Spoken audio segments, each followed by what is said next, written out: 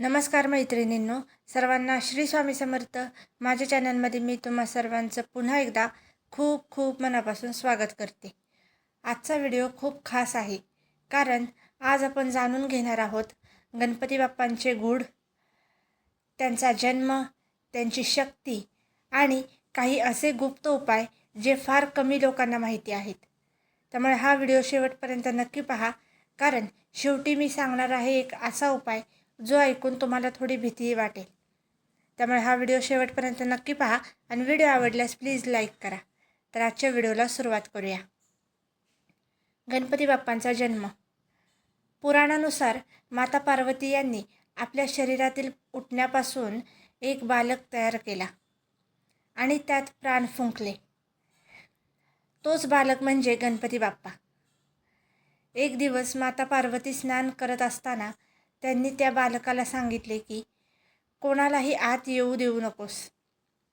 तेवढ्यात भगवान शंकर आले, पण त्या बालकाने त्यांना अडवले आणि रागाच्या भरात भगवान शंकरांनी त्याचे मस्तक छाटले.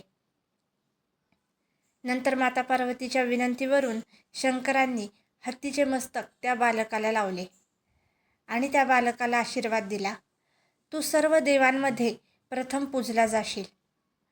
म्हणूनच गणपती बाप्पा हे पार्वती पुत्र आणि भगवान शंकरांचे सुपुत्र आहेत. गणपती बाप्पांचे महत्त्व.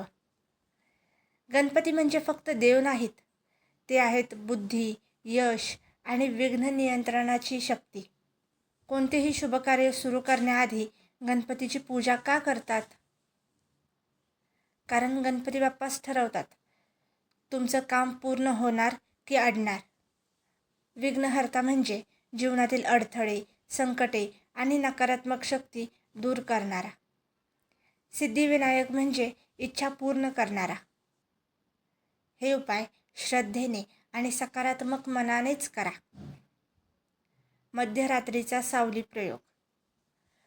अंगारकी चतुर्थीच्या रात्री एकटं शांत ठिकाणी बसा. समोर गणपतीची मूर्ती ठेवा आणि एक दिवा लावा. आता त्या दिव्याच्या प्रकाशात तुमची सावली भिंतीवर दिसेल. त्या सावलीकडे पाहत मनात बोला, माझ्या आयुष्यातील सर्व विघ्न दूर करा. असे मानले जाते की ही सावली तुमच्या आतल्या भीती आणि अडथळ्यांचे रूप असते. लाल दोरा गुप्त बांधणी. एक लाल दोरा घ्या. गणपतीसमोर 11 वेळा ओम ग गणपते नमः हा मंत्र म्हणा आणि तो दोरा उजव्या हातात बांधा. हा दोरा तुम्हाला वाईट नजर आणि नकारात्मक शक्तींपासून वाचवतो. एकांत मंत्र साधना.